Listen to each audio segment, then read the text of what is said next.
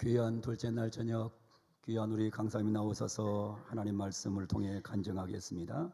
하나님 넘치는 은혜가 함께하기를 소망합니다. 우리 뜨겁게 박수로 모시겠습니다.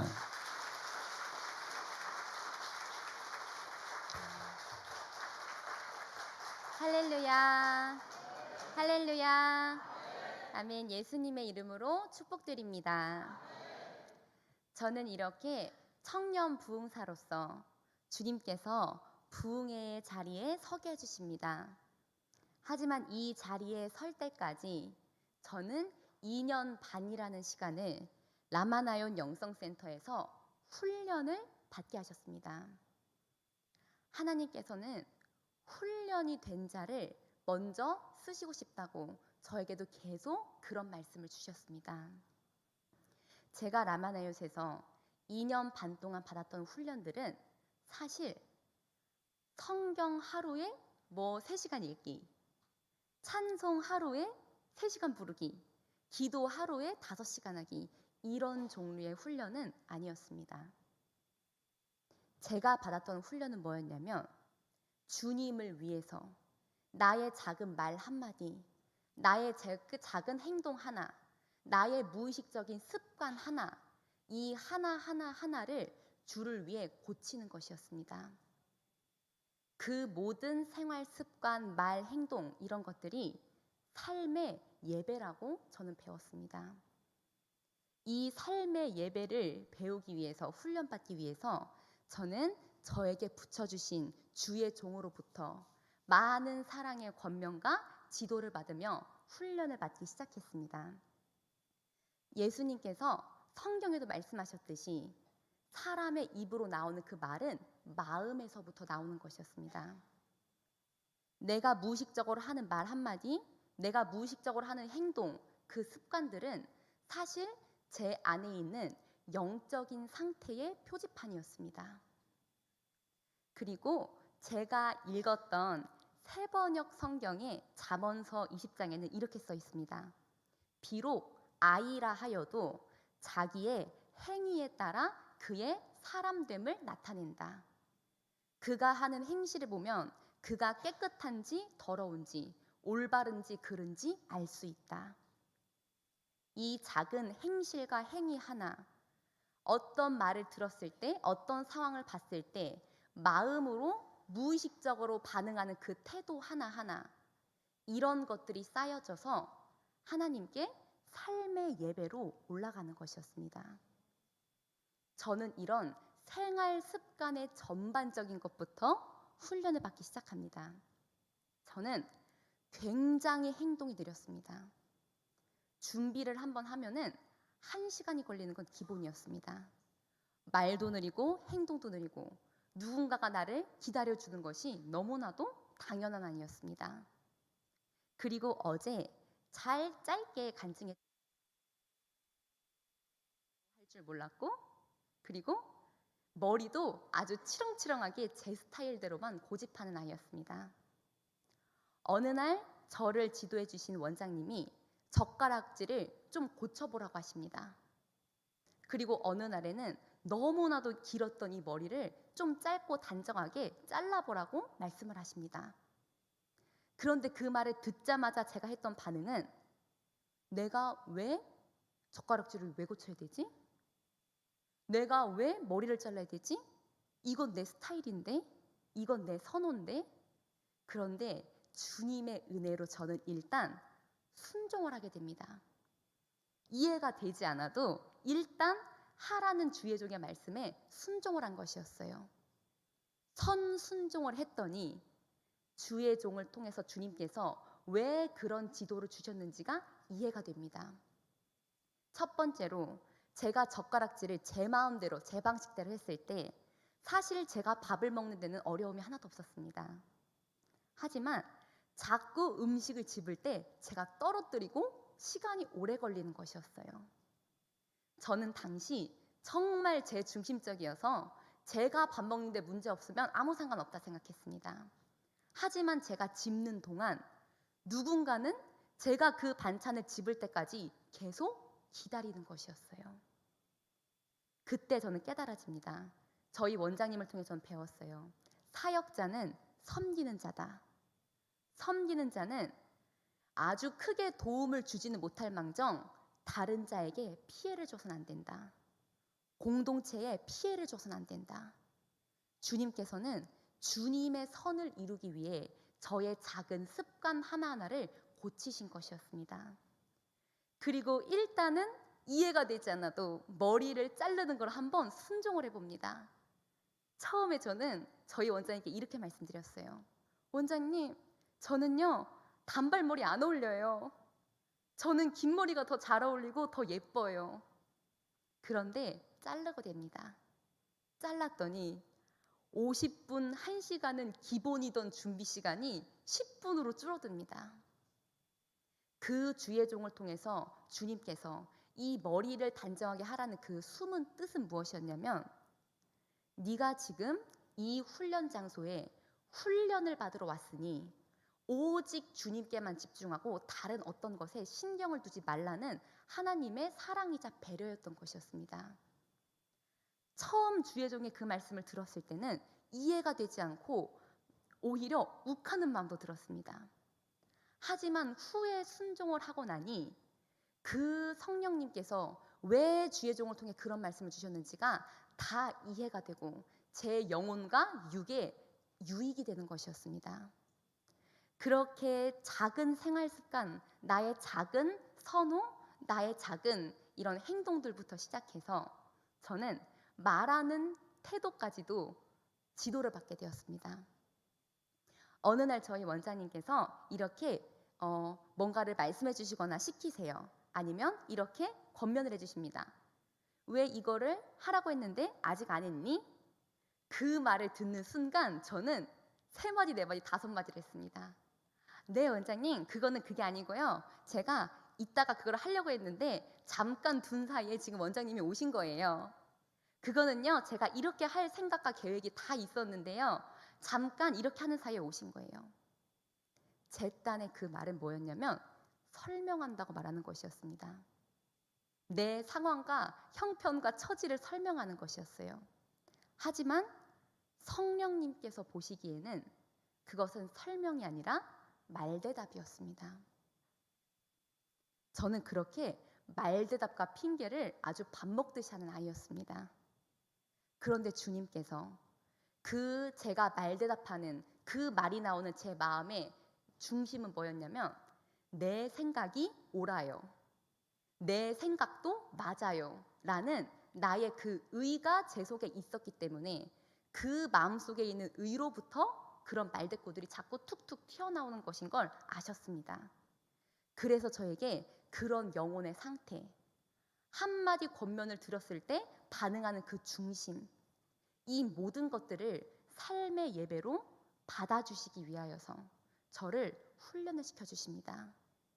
그렇게 저는 작은 말습관, 행동, 말투, 습관 이런 것들을 주의 종을 통해서 훈련을 받게 됩니다. 그런데 훈련을 받는데 중요한 것은 너무너무 바뀌지를 않는 것이었습니다. 사람이 행동을 고치는 것은 정말 쉬운 일이 아니었습니다. 어느 날은 똑같은 거를 가지고 주의 종을 통해서 3번, 4번, 5번 그 이상을 지적받은 적도 있었습니다. 그러면 저는 그 지적을 받을 때마다 어떻게 생각했냐면 그래, 내가 다시는 이렇게 하지 않아야지. 마인드 컨트롤을 합니다. 하나님, 저 이제 이렇게 안 할 거예요. 비슷한 상황 오면은 다시는 똑같은 걸로 혼나지 않을 거예요. 이렇게 자기를 세뇌시킵니다. 앞으로 이런 상황 오면 이렇게 행동하지 말아야지. 이렇게 하지 말아야지. 그런데 비슷한 상황이 오는 순간 그 수많은 다짐이 무색하게 똑같이 행동하는 제 자신의 모습을 제가 또 보는 것이었습니다. 너무나도 지긋지긋했어요. 정말 강한 표현을 쓰자면. 왜 이렇게 안 바뀌지? 나 분명히 다짐했는데 근데 왜 똑같은 상황 오니까 나 왜 또 똑같이 행동하지? 너무나도 괴로운 것이었습니다. 하지만 괴로움은 이것뿐만이 아니었어요. 주의 종을 통해서 한마디 권면받을 때, 한마디 지도받을 때, 한마디 책망받을 때 순간적으로 제 마음이 상하는 것이었습니다. 때로는 우울해지게 하고 때로는 낙심이 되게 합니다. 그래, 내가 그렇지 뭐. 또 혼났네. 나는 안 변하는 사람인가 보다. 이렇게 낙심의 반응이 오던지 아니면 한마디 권면을 들었을 때 욱하는 마음이 들던지 사람들은 거의 다 비슷하게 저도 그곳에 훈련생들이 있기 때문에 다 똑같이 그 반응의 양상들을 비교해 봤더니 정말 똑같았습니다. 바로 사탄이 그런 마음을 주는 것이었어요. 주님의 음성을 들을 때, 주님의 사랑의 권면을 들을 때 감사를 하지는 못할 망정 순간적으로 마음들이 상하는 것이었습니다. 바뀌지도 않는데 마음이 상하기도 하고, 하지만 이럴 때 주님께서 하나님의 크신 은혜로 저를 붙들어 주십니다. 한마디 권면을 듣고 순간적으로 풀이 확 죽거나 낙심이 올 때가 있었어요. 그리고 마음이 상할 때가 있었습니다. 하지만 그 순간 성령님께서 저를 붙들어 주셔서 저에게 이런 마음을 주십니다. 내가 지금 하나님의 종을 통해서 내 영을 살리는 한마디 들었는데 마음이 상해? 마음이 억울해? 화가 나? 하나님, 이거는 100% 사탄입니다. 이 사탄이 원하는 대로 끌려가면 저는 지는 겁니다. 하나님, 저 지지 않을 거예요. 그래서 마음에 어려움이 드는 순간 저는 즉시 기도실로 뛰어갔습니다. 그리고 마음을 다해서 부르짖습니다. 하나님, 지금 제 마음속에 사탄 들어왔어요. 주의 종이 내 영 살리려고 한마디 했는데 지금 내 마음이 상했습니다. 주의 종이 내 영 살리고 싶어서 한마디 했는데 지금 내 영혼이 낙심이 되고 마음이 슬퍼졌습니다. 주님, 이거 사탄이에요, 사탄. 하나님, 제발 이 사탄 좀 빼주세요. 감사로 순종할 수 있게 해주세요. 라고 하면서 저는 정신을 바짝 차리고 사탄이 기뻐하는 고백이 아니라 주님이 기뻐하시는 고백을 반대로 내 안에 있는 사탄이 원하는 것과 반대로 고백하고 선포하기 시작합니다. 하나님, 주의 종을 통해서 하시는 그 성령님의 말씀이 100% 맞습니다. 그리고 지금 내 속에서 올라오는 감정, 나의 생각은 100% 틀렸습니다. 이렇게 저는 고백을 합니다.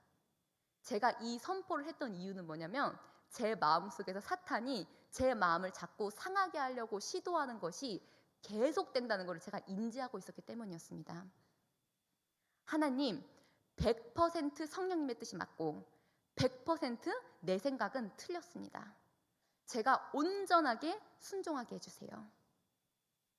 하지만 성령님의 말씀, 주의 종을 통해 주신 성령님의 말씀이 7% 정도 맞고 내 생각도 한 3% 정도는 맞습니다.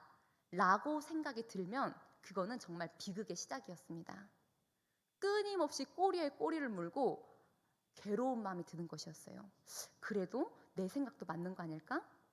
아무리 원장님이 잘 아셔도 그래도 이 부분에 대해서는 잘 모르시니까 내 마음도 맞는 거 아닐까? 이런 3%, 4%의 여지를 남겨놓으면 사탄은 끊임없이 틈을 탔습니다. 그렇기 때문에 저는 이 사탄과의 싸움에서 승리하기 위해 반대로 선포를 한 것이었어요. 이런 식으로 한마디 권면을 듣고 이 상한 마음을 예수님의 피로 다스리고자 기도실로 뛰어간 것이 하루에 2번인 적도 있었습니다. 그렇게 저는 제 속에서 영적인 싸움을 시작을 합니다. 그렇게 부르짖으며 주님께 구하기 시작했어요. 처음에 저는 마인드 컨트롤 했습니다. 내가 고쳐봐야지. 하지만 안 고쳐졌습니다. 이 안 고쳐지는 저의 모습에 낙심할 뻔했던 저에게 주님께서 은혜로 성경 말씀을 주셨습니다. 제가 훈련을 받던 중에 이 말씀은 저에게 있어서 복음과도 같았습니다. 역대상 29장에는 뭐라고 써 있었냐면 사람을 크게 하심과 강하게 하심이 주의 손에 있나이다. 이렇게 써 있었습니다. 저는 이 말씀이 저에게 복음이었습니다. 하나님, 저는 진짜 안 바뀝니다. 주의 종을 통해서 권면받을 때 제 마음이 상할 때도 있습니다. 그런데 주님, 제 영혼을 크게 하시고 내 영혼을 강하게 하시는 것이 다 주님의 손에 달려 있습니다. 그러니 제발 저를 고쳐주세요. 저를 바꿔주세요. 저를 고쳐주세요. 내 생각, 말투, 행동, 습관, 주님 고쳐주세요. 주님의 손으로 직접 저를 만져주세요. 저는 이렇게 간절하게 부르짖기 시작합니다. 그렇게 부르짖었더니 어느 순간부터 조금씩 변화되는 것을 제가 느끼게 됩니다. 어느 날 저희 원장님께서 저를 부르신 적이 있었습니다. 수빈아, 내가 이렇게 너를 평소에 권면도 하고 책망도 하고 어떨 때는 이렇게 강하게 지도를 할 때도 있지. 그런데 그러면 너 혹시 상처받지 않니? 혹시 마음 슬프지 않니? 이렇게 저에게 물어본 적이 있었습니다. 저는 그 물음을 듣자마자 원장님 앞에서 동시에 하나님 앞에서 이렇게 고백을 드립니다. 그런데 지금 생각해보면 그 고백은 제가 한 고백이 아니라 제 안에 계신 성령님의 도움으로 할 수 있었던 고백이었습니다. 원장님, 저 상처 안 받았어요. 감사합니다. 감사합니다. 가르쳐 주셔서 지도해 주셔서 너무나도 감사합니다. 그때 제 마음속에 들었던 감동은 무엇이었냐면, 아, 하나님, 제가 도대체 어디를 가서, 신학교를 가서 아니면 어디를 가서 제가 이런 저의 사소한 습관과 행동과 이런 삶의 예배에 대한 부분을 지도받을 수 있겠습니까? 하나님, 훈련시켜 주셔서 너무 감사합니다. 이 감사함이 제 안에 부어진 것이었습니다.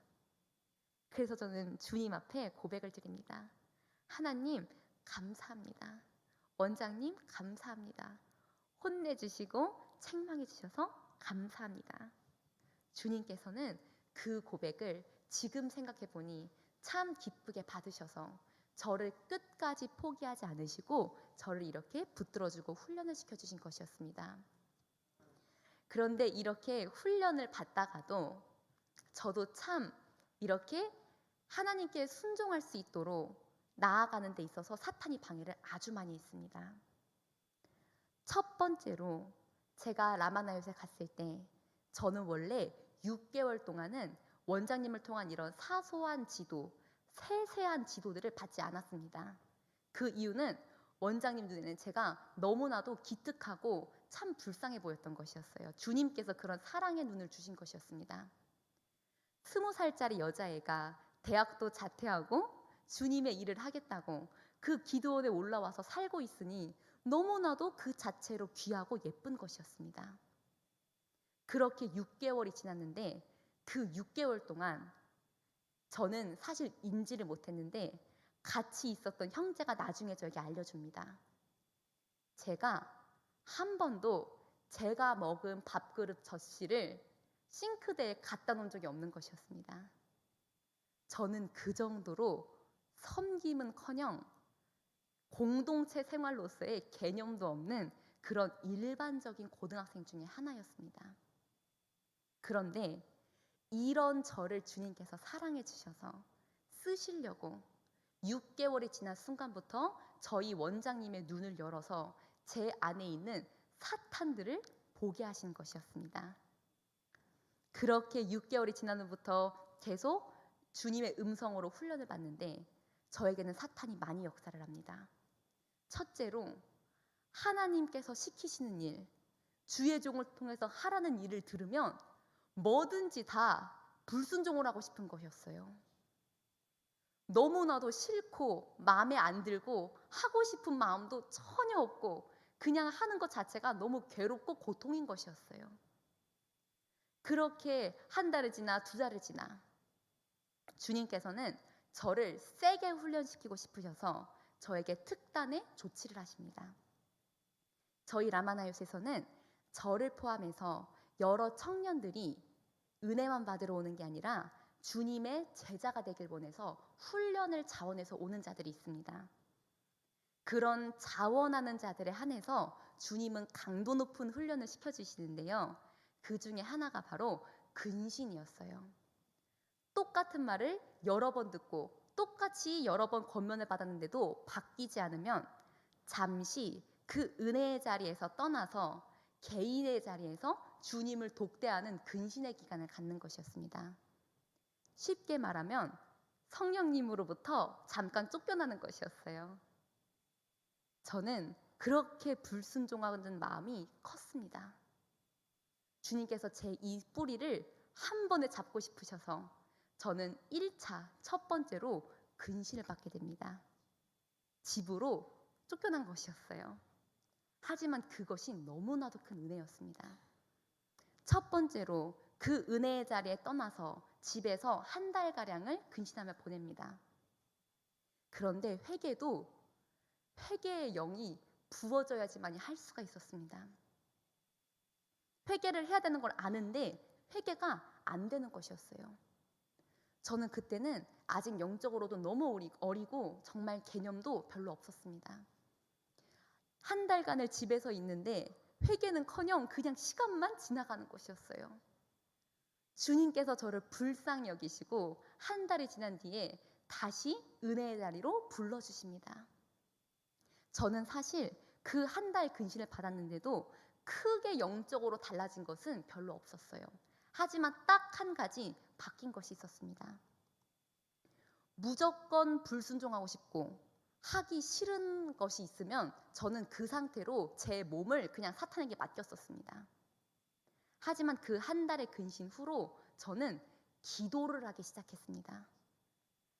하나님, 저 진짜 못하겠어요. 주님이 하라는 거요. 진짜 어렵고요. 하기도 싫고요. 진짜 제 마음에 안 들거든요. 그런데 주님이 하라시니 한번 해보긴 하겠습니다. 그러니까 순종할 수 있는 힘을 부어주세요. 처음에 근신을 가기 전에는 순종할 수 있게 해달라는 그 기도 자체가 나오질 않았습니다. 사탄이 강하게 제 마음을 붙드니 너무나도 그 기도하는 것 자체가 어려운 것이었어요. 하지만 그 한 달 근신 뒤로 저는 순종할 수 있는 힘을 구하게 됐고 구하기 시작하니 정말 주님은 순종할 수 있는 힘을 부어주기 시작하십니다. 너무나도 싫고 거역하고 싶었던 제 마음을 바꿔주시는 것이었어요. 그렇게 그토록 하기 싫던 주님의 일을 조금씩 순종을 해나가고 있을 때에 그렇게 잘 순종했으면 참 좋은데 저는 사탄의 올무에 한 번 더 걸리게 됩니다. 하나님께서 어떤 일을 맡겨주시고 순종하라는 일감을 주신 이유는 그 일을 함으로써 주님을 더 깊이 만나고 주님과의 사랑을 더 돈독히 하라고 그렇게 시켜주신 의미였습니다. 하지만 사탄이 또 역사를 하니까 제가 어떻게 마음이 변질됐냐면 일 자체에만 집중을 하다가 하나님에 대한 사모함, 내 하나님에 대한 사랑, 예배에 대한 사모함 이런 것들을 다 까먹은 것이었습니다. 그 일 자체에만 집중을 하게 된 것이었어요. 겨우겨우 마음을 바꿔서 순종할 수 있는 힘을 얻었는데 이렇게 사탄의 올무에 저는 다시 한번 또 빠지게 됩니다. 하지만 주님께서는 저를 너무너무 사랑하셔서 빨리 훈련시키려고 세게 조치를 취해 주십니다. 두 번째 근신을 받은 것이었어요. 저는 그렇게 두 번째로 다시 한번 집으로 가게 됩니다. 그 집에 가서 2주가량을 지내는데 저는 그때서야 이제 제정신이 돌아오기 시작합니다. 하나님, 어떡해요? 저 이 상태로 있으면 안 돼요. 저 빨리 은혜의 자리로 불러주세요. 제가 어떻게 회개해야지 주님께서 저를 다시 불러주시나요? 경각심이 들기 시작한 것이었어요. 그래서 저는 나름대로 나름대로 기도를 하며 찬양을 하며 주님께 매달리려고 애를 씁니다. 아무도 보지 않고 아무도 시키지 않았지만 혼자 A4 용지에 시간표를 씁니다.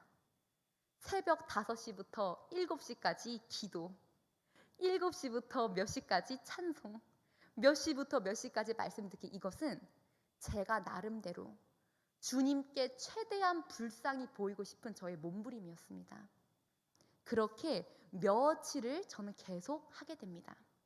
여전히 저는 근신 중이었고 언제 성령님께서 다시 저를 은혜의 자리로 불러주실지는 기약이 없었습니다. 그렇게 며칠이 지났을 때 갑자기 제 마음속에는 낙심이 옵니다. 하나님, 과연 제가 진짜 변할 수가 있나요? 하나님, 제가 이렇게 나름대로 기도도 하고 나름대로 노력도 하고 나름대로 마인드 컨트롤도 해봤고 그런데 제 자신이 안 바뀌어요. 자꾸 사탄의 올무에 걸려 넘어져요. 하나님, 과연 제가 이런 사역자의 길을 가는 것이 주님의 뜻이 맞나요? 제가 하나님의 일을 하는 사역자로 사는 게 제 분수에 맞나요? 차라리 저 올해 다시 수능 봐서 그냥 웬만한 대학 들어가고 웬만한 직장 들어가서 웬만한 월급 받으면서 웬만큼 11조하고 헌금하고 이 세상에 있는 가장 대다수의 평범한 성도 중에 한 명으로서 그렇게 사는 것이 오히려 제 그릇과 분수에 맞는 거 아닐까요? 하나님, 제게 하나님의 종으로서 쓰임받을 수 있는 가능성, 그 가망성이 있는 것인가요? 이 정도까지 저는 낙심의 바닥을 찍게 됩니다. 그 낙심이 오니까 부르짖을 힘도 없고 기도할 힘도 없고 그냥 열정과 마음이 다 빠지게 된 것이었어요. 그런 상황인 저에게 하나님께서 찬송가를 보여주십니다. 찬송가를 딱 펼쳤더니 369장이었습니다. 죄짐 맡은 우리 구주. 그 찬송가의 가사에는 1절에 이런 가사가 있습니다. 주께 고함 없는 고로 복을 받지 못하네. 사람들이 어찌하여 아랠 줄을 모를까 하고 그 작사자가 탄식을 하는 가사였습니다. 그런데 순간 그 가사의 탄식이 성령님께서 저를 보며 하시는 탄식으로 들려집니다. 수빈아, 너 왜 자꾸 네가 네 자신을 바꾸려고 해? 너는 너 자신 못 바꿔. 네가 주님께 아뢰미 없는 거로 복을 못 받는다. 네가 나한테 기도하면 내가 알아서 다 해줄 건데 사람들이 어찌하여 네가 어찌하여 나에게 아랠 줄을 모르냐 하고 성령님께서 낙심하고 절망해 있는 제 모습을 보면서 아주 슬프게 탄식하시는 말씀으로 저에게 들려집니다. 그 가사를 보는 순간 너무나도 수십 번, 정말 100번도 넘게 불렀던 찬송가였어요. 어렸을 때부터 교회 다니면서. 그런데 그 가사가 믿어지기 시작합니다. 기도하면 주님이 들어주신다는 것을 머리로는 아는데 제가 가슴으로 믿어지질 않는 것이었어요. 하지만 그 찬송가를 본 순간 성령님께서 제 마음에 위로를 주시며 믿음을 넣어주십니다. 하나님, 제가 이렇게 약하고 악하고 추한데요. 주님께 아뢰고 고하고 나를 바꿔달라고 고쳐달라고 주님께 구하면 하나님께서 제 기도를 들으셔서 이 소원을 이뤄주신다는 말씀이신가요? 이렇게 제 안에서 믿어지기 시작합니다. 하나님, 그럼 저 이제 주께 구하겠습니다. 내가 이렇게 완악하고 이렇게나 안 바뀌고 이렇게나 더럽고 추하지만 주님께 저를 고쳐달라고 주님의 충성스러운 제자이자 일꾼으로 쓰임받기 위해서 저를 다듬어 주시고 저를 고쳐달라고 부르짖어 구하겠습니다. 저는 그날 그 찬송가를 통해서 다시 한번 주님께 구할 수 있는 힘을 받게 됩니다. 그러면서 저는 첫 번째, 가장 저에게 없는 것부터 주님께 아뢰면서 구하기 시작합니다. 그 근신을 받은 당시 제가 제 자신을 스캔해 봤을 때 제 안에는 하나님을 사랑하는 마음이 너무나도 부족한 것 같았습니다. 하나님, 제가 생각할 때 저는 주님을 너무 안 사랑해요. 저는 하나님을 뜨겁게 내 목숨 다해 사랑하는 마음이 별로 없습니다. 하지만 주님, 주님께 아뢰고 기도하면 하나님께서 들어주신다고 하셨죠? 그러니 제가 이것부터 구합니다. 제 안에 주님을 사랑하는 마음을 넣어주세요. 제 안에 하나님을 사랑하는 마음을 넣어주세요. 다른 기도 하나도 안 하고 며칠 동안 그 기도만 하나만을 주께 부르짖기 시작합니다. 주님, 저 하나님 사랑하게 해주세요. 하나님 사랑하는 마음 넣어주세요. 그렇게 한 이틀 정도를 기도했던 것 같습니다. 그렇게 기도를 하다가 어느 날 갑자기 마치 제 머리 끝에 빨대가 연결된 것과 같은 그런 느낌이 듭니다. 그런데 그 빨대 끝은 바로 하늘과 연결되어 있는 것이었어요. 그리고 그 관을 통해서 실제로 주님을 사랑하는 마음이 저에게 부어지는 것이 제가 느껴지고 체험이 되기 시작합니다. 저는 그때 정말 체험으로 깨닫습니다. 정말 주님께 아뢰면 주님이 들어주시는구나. 내 영에 필요한 것을 나의 육신의 정욕과 안목의 정욕을 위한 게 아니라 주님의 영광을 위해 그 나라와 그 의를 위해 구하는 것은 주님께서 정말 들어주시는구나. 그렇게 저는 구할 힘을 얻어서 다시 한번 주께 구하기 시작합니다. 하나님, 저는 지금 제가 주님 앞에 아주 간절하고 애절한 마음으로 회개하며 나아가야 된다는 것을 제가 머리로는 압니다. 간절히 주님께 매달려야 된다는 것을 제가 머리로는 알아요. 하지만 그런데 제 마음속에 간절하고 싶어도 애절하고 싶어도 애절함이 안 올라와요. 하나님, 머리로 아는데 제 마음이 진짜 완악해서 간절하고 애통함이 안 올라옵니다. 그러니 주님, 간절한 마음을 저에게 부어주세요. 이렇게 저는 기도하기 시작합니다. 간절한 마음을 달라고 간절히 기도를 하기 시작했어요. 그렇게 며칠이 지나면서 저는 주님께 매달리며 나를 바꿔달라고 고쳐달라고 그런 매달리는 기도의 훈련을 주께서 그 근신을 통해 시켜주신 것이었습니다. 그렇게 며칠이 지났더니 성령님으로부터 주의 종을 감동시키셔서 다시 한번 이 은혜의 자리로 다시 올라오라고 호출을 받고 저는 다시 복귀를 하게 됩니다. 그렇게 두 번째 근신을 마치고 저는 또다시 잘 생활을 했습니다. 예배도 열심히 드리고 하나님 음성도 열심히 듣고 항상 봉사하는 것도 빠지지 않고, 하지만 마지막까지 제 안에 있는 사탄의 쓴뿌리가 저를 방해를 했습니다. 어느 날 저희 원장님께서 저를 이렇게 권면해 주시면서 지도를 해주고 계셨어요. 그런데 그때 저를 더 자극시켜 주시고자 하는 사랑의 마음으로 저에게 한마디를 하십니다. 수빈아, 너 지금까지 와서 거의 2년이 다 돼가는데 지금까지 와서 훈련받으면서 변한 게 뭐가 있니? 너 뭐가 변했니? 라는 그 질문을 딱 듣는 순간 사탄이 역사해서 제 마음이 상하게 됩니다. 그래서 저는 이렇게 대답을 했어요.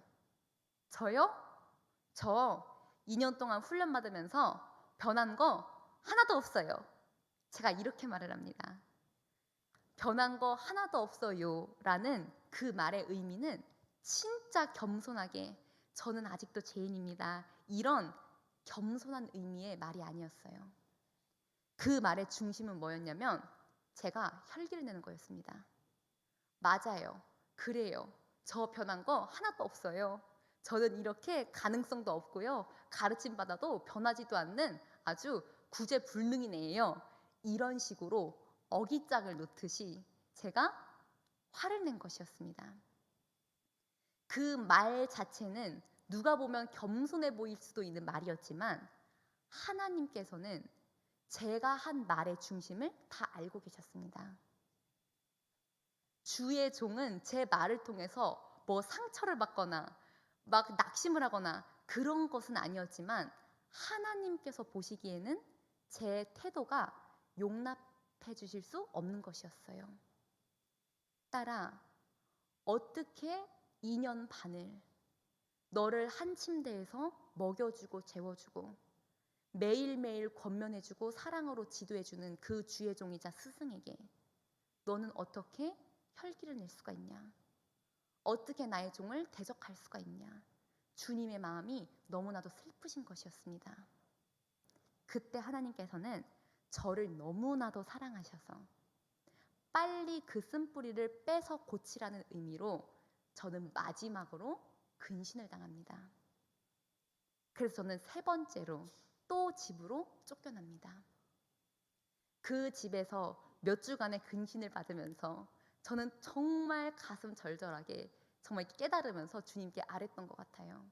정말 죄송하다고, 하나님 잘못했다고 용서해달라고 그렇게 구하면서 시간이 지나서 주님께서는 저의 중심을 보시고 응답을 하셨는지 다시 한번 주의 종을 통해서 저를 그 은혜의 자리로 호출을 시켜주십니다. 이것이 제가 2년 반 동안 받은 훈련이었습니다. 성경 하루에 3시간 읽기, 기도 하루에 5시간 하기, 이것도 너무너무 중요하고 귀한 훈련이었습니다. 하지만 주님께서 라마나요스를 통해 제게 훈련시켜 주셨던 것은 삶의 예배였습니다.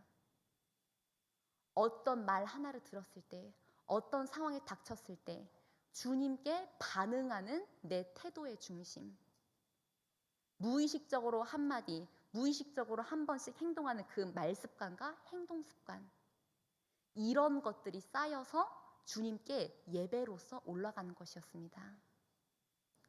이런 것들을 2년 반 동안 저를 지도해 주신 원장님은 하루에 10번도 더 넘게 권면을 해주신 적도 있었습니다.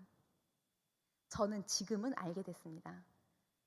칭찬하는 게 책망하는 것보다 100배는 더 쉬웠어요. 좋은 말 해주는 거는 누구에게나 다 할 수 있었습니다. 하지만 쓴소리, 책망의 소리는 하기가 더 어려운 것이었어요. 저는 그래서 지금 이렇게 부흥회를 다니면서 제가 훈련받은 과정을 간증할 때 더더욱 그 사랑을 저는 더 체감하게 됐습니다. 하나님, 주의 종을 통해 주셨던 그 성령님의 권면과 책망과 때로는 그 혼내고 지도해 주시는 말씀이 너무나도 큰 사랑이었군요. 주님 너무 감사합니다. 저는 그 훈련을 통해서 실제로 변화가 됐습니다. 제가 이렇게 간증을 하면 어떤 분들은 이렇게 말씀하세요. 네? 말하는 걸로 보나 행동하는 걸로 보나 근신은커녕 책망도 별로 하나도 받지도 않았을 것처럼 보이는데요. 저는 실제로 부흥회를 가거나 어떤 인터뷰를 했을 때 그런 반응들을 많이 들었습니다. 하지만 현재 저를 이렇게 바꿔주신 것은 훈련의 결과입니다. 주님께서 다듬어 주신 결과입니다. 그렇게 저는 변화되는 것을 주님께서 해주십니다. 그리고 저뿐만이 아니라 다른 청년들도 라마나요스에 와서 훈련을 받습니다. 어떤 한 청년은 부모님께서도 참 신앙생활을 잘 하시는 분들인데 너무나도 이 자매가 감당이 안 되는 것이었습니다.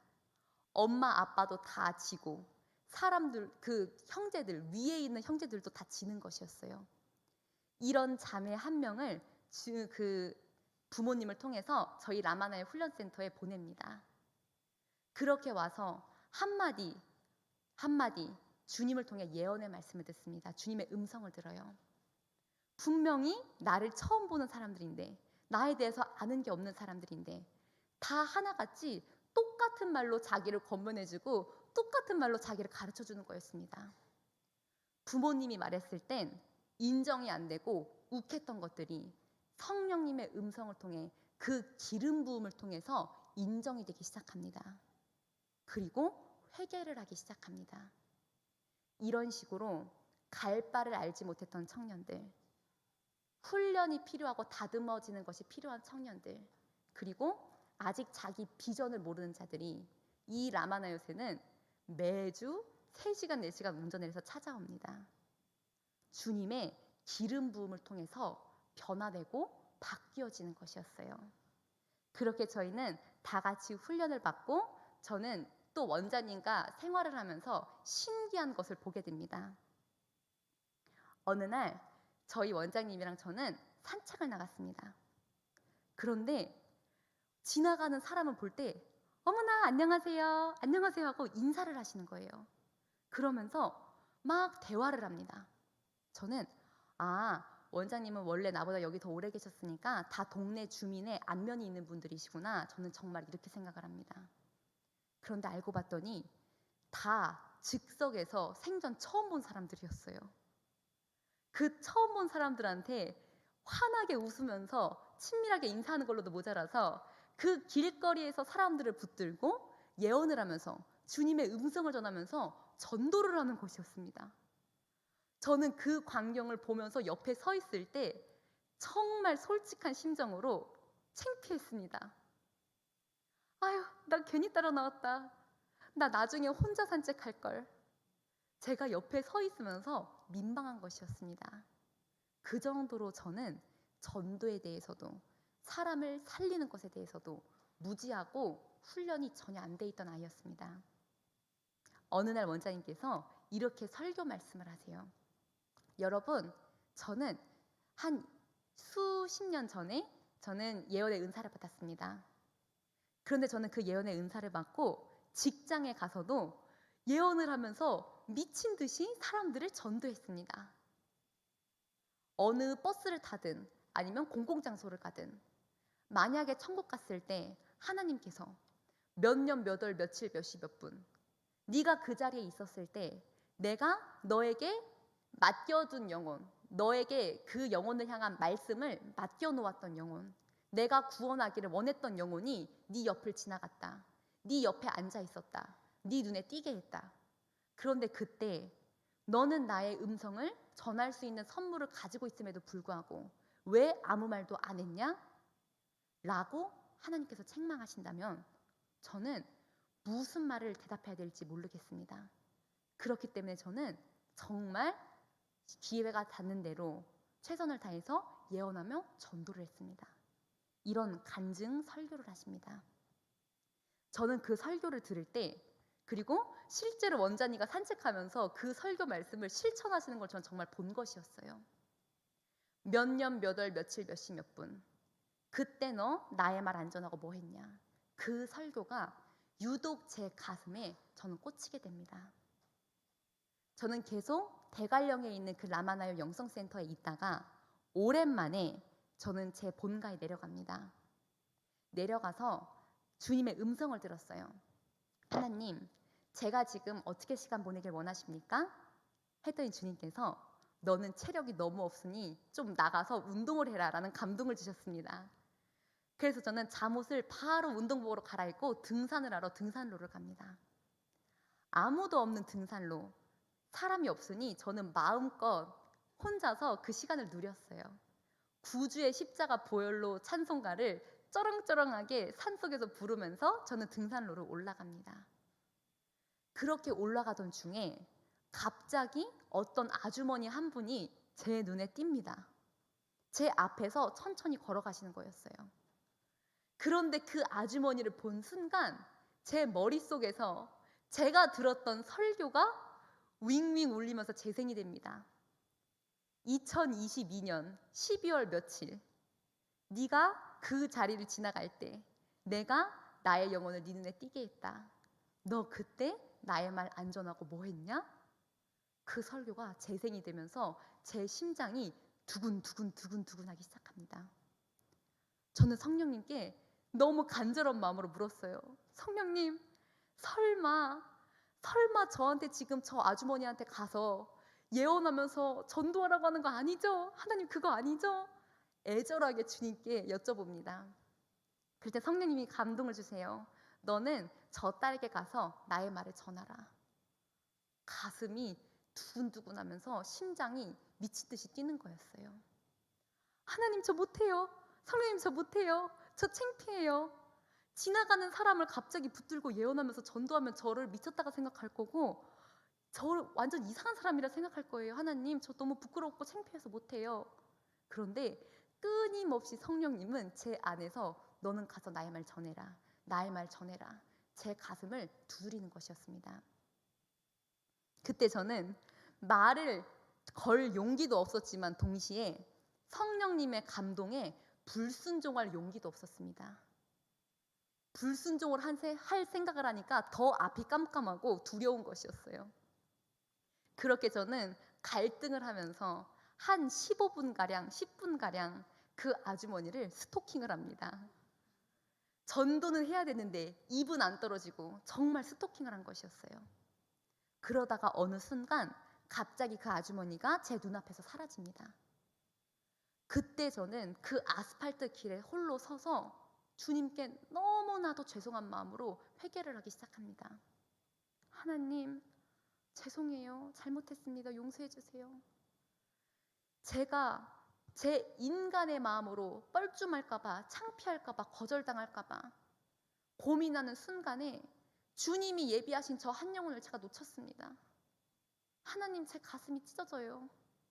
주님, 용서해 주세요. 한 번만 더 제가 저 아주머니 만나게 해주시면 그때는 반드시 전도하겠습니다. 라고 기도를 하는데 제 옆에 샛길이 보입니다. 혹시나 해서 그 샛길을 따라 들어갔더니 빈 공터가 나오면서 그 아주머니가 공터 구석에 쪼그려 앉아 계시는 것이었어요. 저는 더 이상은 미룰 수 없다. 나 불순종하면 죽는다라는 생각으로 막 뛰어가서 아주머니를 부릅니다. 아주머니, 안녕하세요. 저는 교회 다녀요. 그랬더니 그 아주머니께서 이렇게 말씀하세요. 네, 그러신 것 같더라고요. 네? 저 교회 다니는지 어떻게 하셨어요? 아무도 없는 등산로에서 혼자 쩌렁쩌렁 그 구주의 십자가 보혈로 찬송가를 부르며 갈 때 그 산 밑에서 그 아주머니는 그 찬송가를 다 듣고 계신 거였습니다. 네, 목소리가 좋으시더라고요. 그 아주머니가 그러세요. 아주머니, 예수님 꼭 믿으세요. 예수님 꼭 믿으세요. 하나님께서요, 너무너무 사랑하신대요. 이렇게 몇 마디 전도를 하고 나서야 저는 속이 편하게 다시 집으로 돌아올 수가 있었습니다. 저도 처음에는 이렇게 전도할 때 지나가는 사람 붙잡고 말 거는 거, 입 대는 거 너무나도 어려웠습니다. 오죽했으면 스토킹을 했겠습니까? 그렇게 어려웠던 저에게 주님께서는 조금씩 더 영혼에 대한 사랑의 마음을 부어주십니다. 그날도 오랜만에 저는 제 본가에 내려갔을 때였어요. 그때 저는 이렇게 산책을 하고 있었습니다. 한 고등학생쯤 되어 보이는 여자아이가 제 맞은편으로 걸어옵니다. 그런데 얼굴이 어두워 보였고 살이 좀 많이 쪄 있었습니다. 그런데 한 번도 본 적도 없고 만난 적도 없는 그 아이를 보는 순간 하나님께서 제 마음속에 사랑의 마음을 콸콸 부어주시는 거였습니다.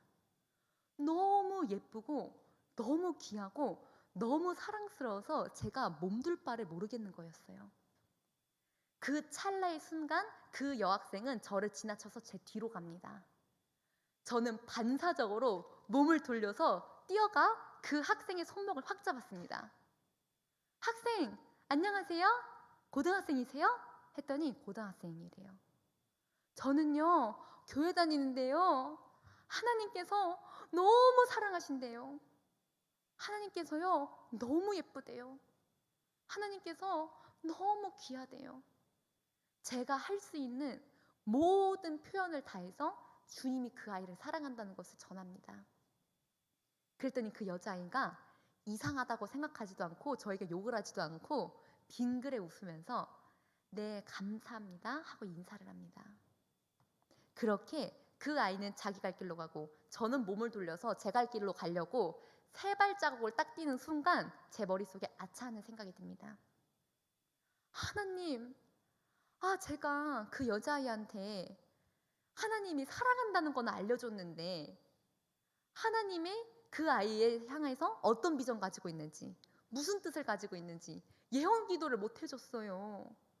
주님, 만약에 제가 한 번만 더 그 아이를 만날 수 있다면 저는 그때는 즉시 그 아이에게 예언 기도까지 해주겠습니다. 그러니 저에게 한 번만 더 그 아이를 만날 수 있게 해주세요라고 기도를 합니다. 그리고 저는 제 갈 길로 가면서 한 20분, 30분 정도 더 산책을 합니다. 저희 집 동네를 다 산책을 하고 돌고 나서 집으로 들어오기 직전에 엄마가 시킨 심부름이 생각이 났어요. 그래서 저는 그 물건을 사러 저희 집 앞에 CU 편의점에 들어갑니다. CU 편의점 문을 딱 열고 들어갔더니 그 편의점 계산대에서 CU 편의점 알바생 유니폼을 입고 계산기를 들고 있었던 학생이 누구였을 것 같으세요? 방금 30분 전에 만났던 그 고등학생이 그 계산대에 있었습니다. 저는 그 여자아이를 보자마자 소리를 질렀어요. 학생! 제가 학생 다시 만나게 해달라고 하나님께 기도했어요. 그때 당시에 편의점에는 사람이 아무도 없었습니다.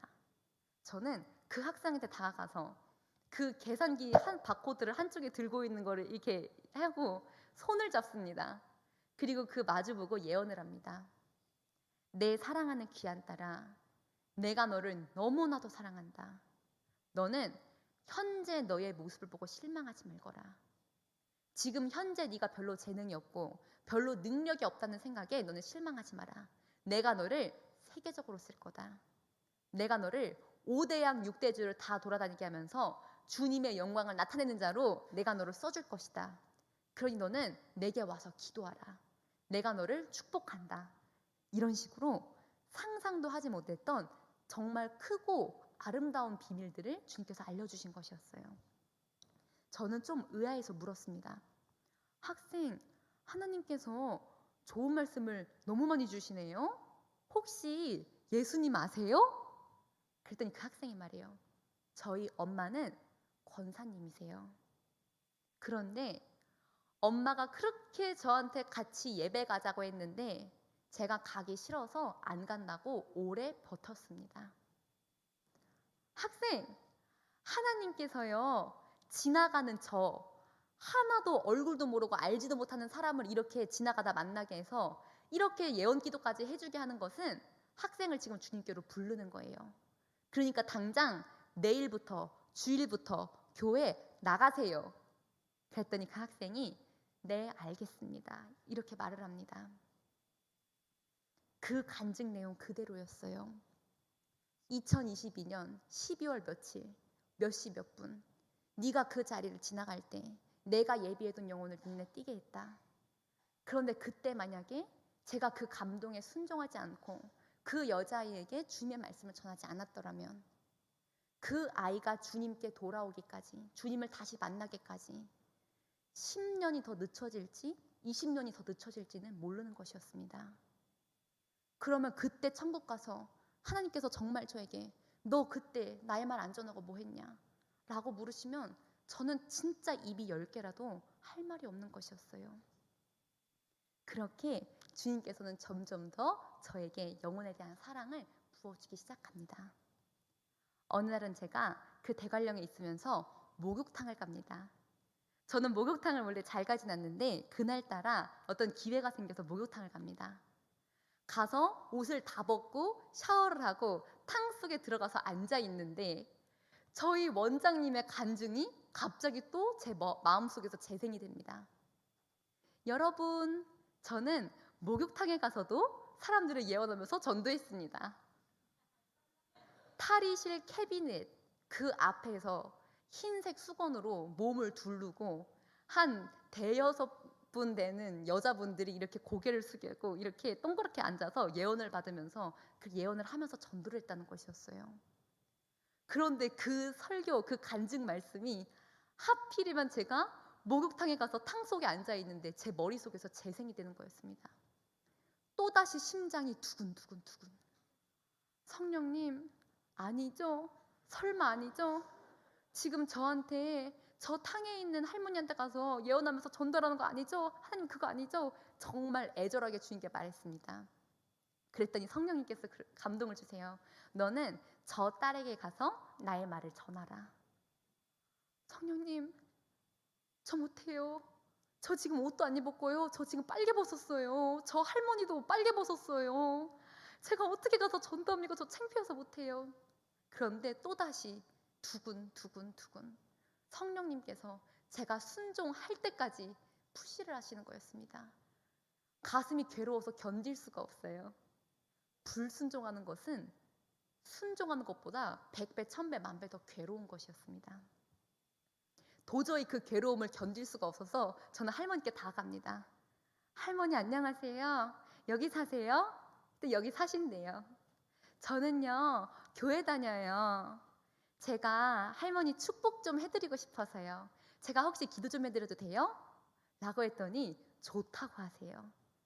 그 목욕탕에는 저를 포함해서 그 할머니, 80대 할머니, 50대 딸, 그렇게 총 3명밖에 없었습니다. 그 시간에. 탕 속에서 할머니 손을 잡고 예언을 하기 시작합니다. 내 사랑하는 딸아, 네가 지금까지 너무나도 많은 상처를 받았구나. 너는 너희 남편을 통해서도 상처를 많이 받았구나. 내 딸아, 내가 너를 만져주고 싶다. 치유해주고 싶다. 네 마음의 상처는 어떤 사람의 말이나 위로로서 되는 게 아니고 하나님의 능력으로만 고침받을 수 있다. 내가 너를 만져주리라. 내가 너에게 복을 주리라. 그렇게 기도를 끝냈더니 그 탕 속에 있는 할머니의 눈에 눈물이 그렁그렁하게 맺히십니다. 그러더니 저 샤워기 부스 쪽에서 샤워를 하고 있는 딸을 큰 소리로 불러요. 야, 너도 빨리 와서 기도받아라. 이분이 너 기도해 주신단다. 그래서 샤워를 하다 말고 그 50대 딸이 탕 속으로 들어옵니다. 아, 네 선생님, 저는 교회 다니는데요. 하나님께서 기도하는 선물을 주셨어요. 제가 말씀 전하겠습니다. 하고 기도를 합니다. 내 사랑하는 귀한 딸아, 내가 너를 너무나도 사랑한다. 그런데 너는 겉모습은 이렇게 여리여리하고 예쁜 여자지만은 네 속은 남자 7명 그 이상이다. 너는 장군감 중에 장군감이다. 이렇게 말씀을 주십니다. 그 예언의 말씀을 듣자마자 그 50대 딸이 깔깔깔 웃으면서 이렇게 말을 해요. 저는요, 남자고 여자고 제가 다 이겨요. 어떻게 하셨어요? 저를 어떻게 하셨어요? 선생님, 저는 선생님 처음 봐서 하나도 모릅니다. 그런데 하나님께서는 선생님 아세요. 하나님께서 선생님을 만드셨기 때문입니다. 하나님께서 선생님을 매일매일 사랑으로 지켜보고 계십니다. 그러니까 예수님 믿으세요. 예배 드리세요. 그렇게 했더니 정말 탈의실에 이제 나와서 전화번호를 교환하고 그분들은 실제로 저희 라마나요새 예배 드리러 왔다 가시기까지 하셨습니다. 이런 식으로 점점 가면 갈수록 저에게 예언의 영을 주시고 전도의 사랑을 넣어주시는 것이었어요. 이렇게 저는 훈련을 받을 때 성령님의 감동에 순종하는 훈련도 받았습니다. 하지만 제가 라마나요새 있으면서 이런 삶의 예배를 드리는 훈련, 주님으로부터 다듬어지는 훈련, 이런 것들을 받지 않았더라면 저는 이렇게 담대하게 주의 말씀을 전하지 못했을 것입니다. 저는 처음에 정말 원장님이랑 같이 가서 그렇게 원장님이 전도하는 걸 보면서 진짜 창피했다고 생각했던 아이였습니다. 이런 아이에게 성령님의 철판을 얼굴에 깔아주신 것이었어요. 그 철판은 성령 충만함이었습니다. 사람의 반응이 보이지 않고 주님밖에 안 보이는 성령 충만함의 철판을 제 얼굴에 깔아주신 것이었어요. 그렇게 저는 성령의 음성에 순종도 하고 삶의 예배도 이제 훈련을 받으면서 저는 재정에 대해서도 훈련을 받게 됩니다. 저는 2년 반 동안 원장님과 살면서 너무나도 이상한 걸 봤습니다. 저희 원장님이 당신이 직접 먹어야 될 장을 마트에 가서 직접 보고 오는 것을 2년을 같이 살면서 제가 3번 정도밖에 못 봤습니다. 그리고 그 2년 동안 당신 입을 옷을 직접 옷가게에 가서 사는 것을 제가 본 것이 한 번도 없었습니다. 그러면 모든 그 주님이 주시는 재정을 어떻게 쓰셨냐면 거의 95% 이상을 주님께 다 올리는 것이었습니다. 저는 너무 이상했어요. 아니 사람이 100을 받았는데 95%를 주님께 다 올리면 그 5%를 쓴다고 해봤자 전기세, 공과금 뭐 이런 것들일 텐데 어떻게 삶이 유지가 되지? 어떻게 먹고 살 수가 있지? 저는 진짜 미스테리였습니다. 그런데 그 2년 동안 같이 살면서 저희 원장님 사택의 냉장고에는 사람을 통해서 항상 음식을 주님이 채워주십니다. 그리고 사람을 통해서 감동을 주셔서 입을 옷을 다 사가지고 들고 오게 하시는 거였습니다.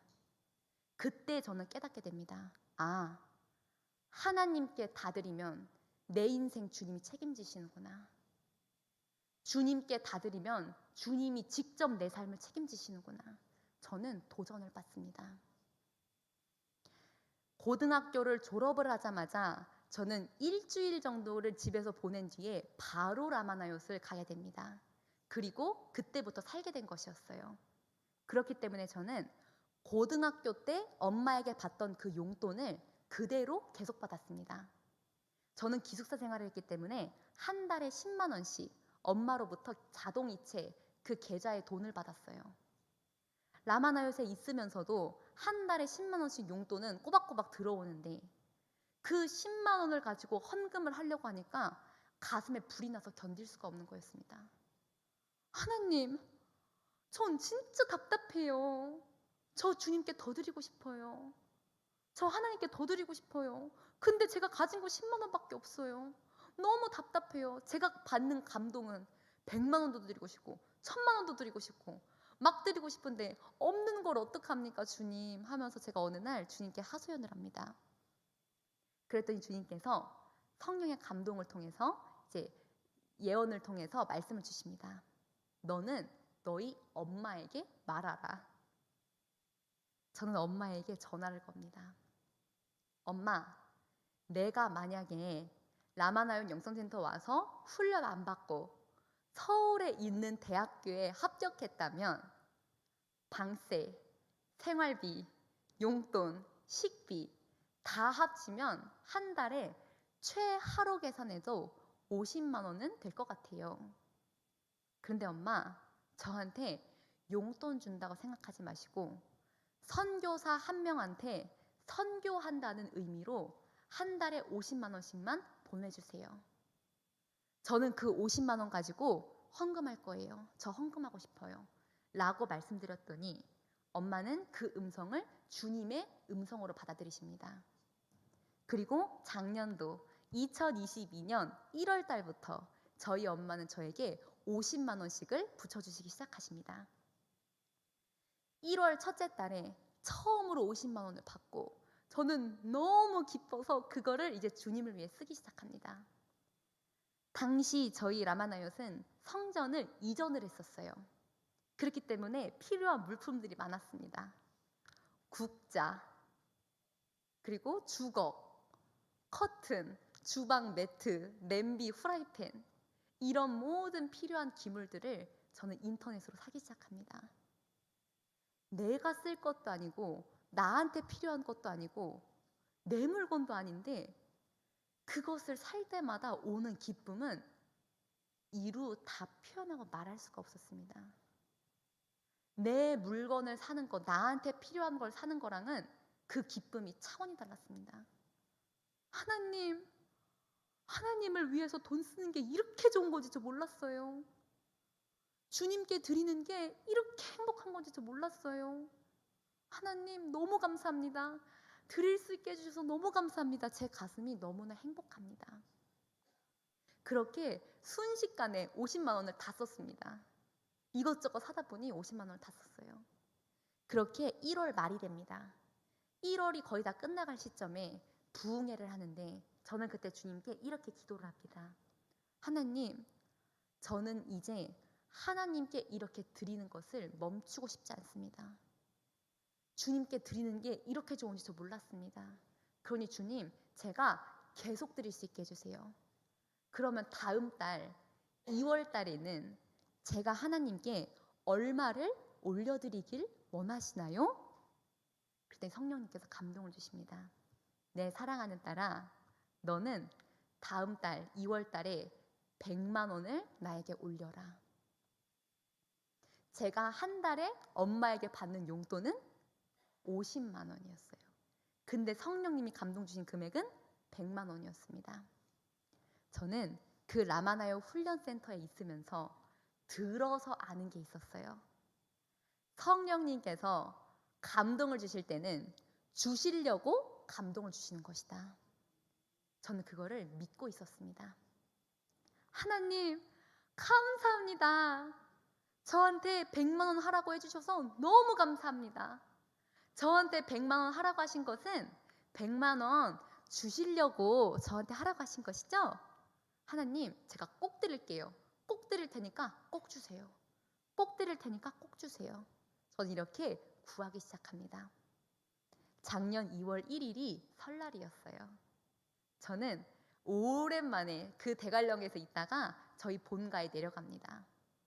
내려가서 이 가족들과 작은엄마 뭐 다 이렇게 만났더니 저를 보는 사람마다 돈을 주세요. 용돈을 전 그렇게 많이 잘 안 받았었는데 그날 집에 내려갔더니 돈을 보는 사람마다 주십니다. 그렇게 2주도 안 돼서 110만 원이라는 돈이 저에게 딱 들어옵니다. 저는 뛸 듯이 기뻐서 그 110만 원을 들고 바로 라마나에서 올라가 2월 달 부흥에 참석을 합니다. 그 헌금을 드리는데 너무 기뻐서 한 번에 다 드릴 수가 없었어요. 그래서 총 3일간 6번의 집회면 100만 원을 6개로 나눠서 이렇게 계속 매 시간마다 드립니다. 드리는 그 순간이 너무 기쁜 것이었어요. 그렇게 110만 원을 다 올리고 저는 주님께 또 구합니다. 하나님, 주님께 드리는 게 이렇게 좋은 건지 저 몰랐어요. 하나님, 그럼 다음 달 3월 달 부흥회까지는 제가 주께 얼마를 올려드리길 원하시나요? 그랬더니 성령님께서 또 감동을 주십니다. 너는 3월 달에 300만 원을 나에게 올려라. 제가 엄마에게 매달 받는 용돈은 50만 원. 주님이, 성령님이 주신 감동은 300만 원이었습니다. 6배였어요. 저는 또다시 믿음을 가지고 주님께 고백합니다. 하나님, 너무 감사합니다.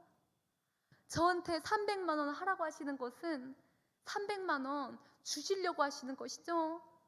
주님 너무 감사해요. 제가 꼭 드릴 테니까 꼭 주세요. 제가 꼭 드릴 테니까 꼭 주세요. 그렇게 저는 3월 한 달간 구하기 시작합니다. 그렇게 저는 이제 옆에다가 주변에 소문도 냈어요. 저는 하나님께서 300만 원 감동 주셨습니다. 제 용돈은 50만 원밖에 안 되는데 하나님께서 저에게 반드시 채워주실 거예요. 그래서 저는 반드시 헌금을 하게 될 겁니다. 이렇게 말도 했더니 갑자기 몇 분에게 연락이 오기 시작합니다. 제 통장에 돈을 보내주시는 것이었어요. 누군가는 10,000원, 누군가는 30,000원, 누구는 50,000원, 누구는 10만 원, 누구는 100만 원, 누구는 30만 원. 이렇게 그 3월 부흥회가 되기 전까지 총 13분을 통해서 제 통장에는 308만 원이라는 돈이 들어오게 됩니다. 그 돈을 가져다 놓고 이제 부흥회를 하기 이틀 정도 전이었어요. 저는 그 헌금을 잘 이렇게 서랍에 넣어놓고 저는 그때 일을 했습니다. 어떤 나물이 가득 들어있는 바구니를 저희 원장님이랑 같이 이렇게 옮기는 것이었어요.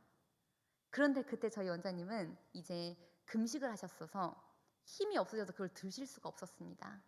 그래서 저한테 좀 들으라 하셨어요. 저는 이렇게 정말 키도 좀 큰 편이고 허우대도 참 멀쩡해 보이지만은 생각보다 힘이 없습니다.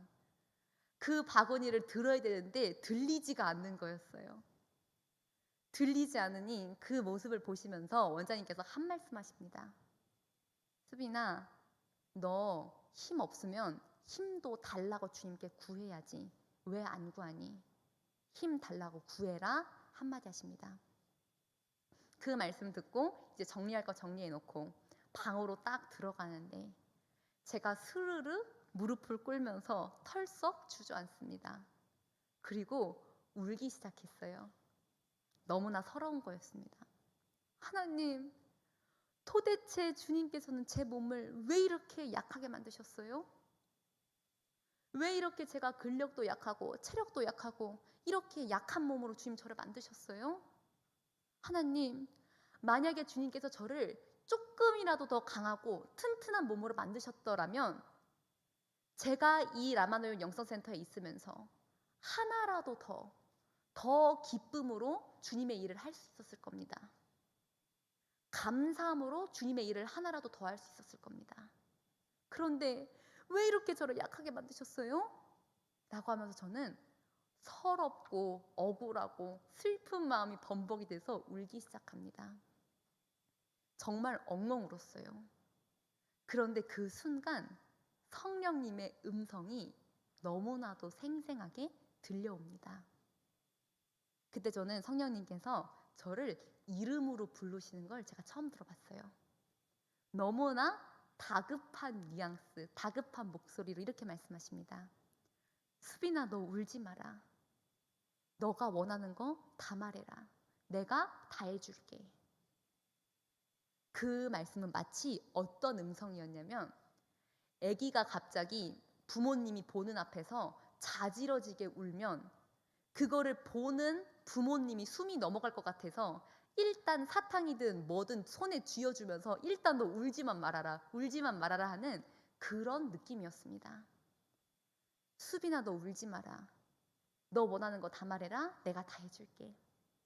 그때 저는 무슨 정신이었는지 제 안에 계신 성령님의 고백이었던 것 같습니다. 저는 이 소원을 주님께 구했어요. 하나님, 지금 우리 라마나요 건축 중인 거 아시죠? 그때는 저희 예배당이 지어지지 않았기 때문에 비닐하우스 임시처소에서 기도를 하고 예배를 드리던 상황이었습니다. 공사 중이었어요. 하나님, 지금 우리 라마나요시 건축 중입니다. 제가 이곳에서 받은 은혜가 너무 큰 거 주님도 아시죠? 그러니까요, 주님, 저 건축 헌금 좀 한번 하게 해주세요. 이게 제 소원입니다. 그 말이 끝나자마자 성령님께서 대답해 주세요. 너 건축 헌금 얼마 하고 싶냐? 네가 원하는 대로 다 말하라. 내가 너에게 다 줄게. 금도 내 것이요, 은도 내 것이요. 세상에 있는 모든 부귀와 영화가 당신의 것인 하나님께서 원하는 대로 금액을 다 부르라 하시는 거였어요. 말 그대로 백지수표였습니다. 그런데 제가 믿음이 너무 작은 것이었어요. 저는 금액을 말씀드리면서도 너무 창피하고 부끄러워서 주님께 이렇게 말씀드립니다. 하나님, 진짜 믿음 있으면 주님 나라 위해서 100억, 1000억 그 이상을 불러야 되는 게 맞는데 주님, 제가 지금은 믿음이 너무 작습니다. 제 믿음이 이것밖에 안 돼서 죄송해요. 하나님, 저 주님께 5억 원을 드리고 싶어요. 저에게 5억 원을 허락하여 주세요. 그 말씀을 드리는 순간 제 머릿속에서 테이프가 돌아가듯이 똑같은 음성이 반복 재생이 됩니다. 내가 해줄게. 내가 해줄게. 내가 해줄게. 내가 해줄게. 내가 해줄게. 내가 해줄게. 그 순간, 기도가 끝나는 그 순간까지 계속 제 머릿속에서 그 음성이 반복되면서 눈물이 멈추질 않는 것이었습니다. 너무 감사하고 기쁘고 감격스러웠어요. 그렇게 저는 5억 원을 작정을 하게 됩니다. 이틀 뒤 부흥의 날이 되었습니다. 저는 한 달간 구에서 받았던 308만 원을 봉투에 넣고 기도 제목을 씁니다. 저는 직업도 없는 백수 청년입니다. 당시 저는 정말 학교도 안 다녔고 알바도 안 했고 직업도 없었고 그냥 라마노용 영성센터 안에서 예배드리면서 훈련에 집중하고 있을 때였습니다. 이런 백수 청년인 제게 주님께서 300만 원의 감동을 주셔서 구했더니 한 달 만에 주님께서 채워주셨습니다. 308만 원을 주님께 드리오니 저에게 5억을 주세요. 제가 하나님께 드리고 싶습니다. 그렇게 써서 저는 그 헌금을 올려드립니다. 저는 예배 시간 내내 너무 떨렸어요. 왜냐면 부흥 강사님으로 오신 목사님께서 저를 잘 모르실 텐데 이 봉투를 보시고 저를 혼낼 것 같았습니다. 야, 너는 무슨 직업도 없고 돈도 없는 백수 청년이 무슨 5억을 한다고 여기다 이런 허무맹랑한 얘기를 써놨냐? 라고 하시면서 혼이 날 것 같아서 너무 마음이 두려운 거였습니다. 주님, 저 혼나면 어떡해요? 목사님이 나 혼내시면 뭐라고 대답하지? 저는 대답할 말도 스스로 막 대본도 다 써놓으면서 시뮬레이션을 하면서 예배를 드립니다. 그런데 그 헌금 시간이 딱 돼서 부흥 강사님으로 오셨던 목사님께서 제 봉투를 보십니다. 그러더니 그 목사님 안에 계신 성령님께서 이렇게 선포하세요. 이 청년은 이 5억을 반드시 드리게 될 겁니다. 이 청년에겐 주님께서 5억 이상의 더 큰 재정도 맡길 겁니다. 물질의 우상이 깨졌기 때문에 이 아이에게는 주님께서 더 큰 걸 맡길 겁니다.